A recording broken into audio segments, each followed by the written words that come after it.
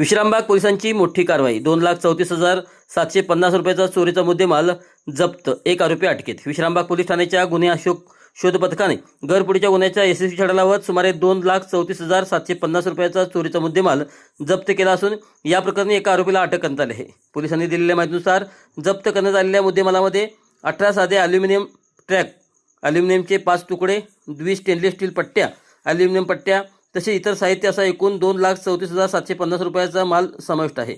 या प्रकरणी विश्रामबाग पोलीस ठाण्यात गुन्हा क्रमांक 208/2026 अन्वये BNS कलम 303(2) व 3(5) अंतर्गत गुन्हा दाखल करण्यात आला होता.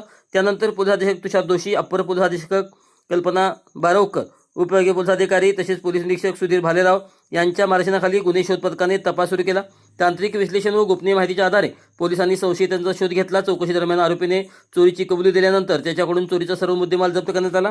या कारवाईत सहाय्यक पोलीस निरीक्षक दिनेश माने, पोलीस अंमलदार योगेश पाटील, गणेश बामणे व गुन्हे शोध पथकातील इतर कर्मचाऱ्यांनी महत्त्वाची भूमिका बजावली.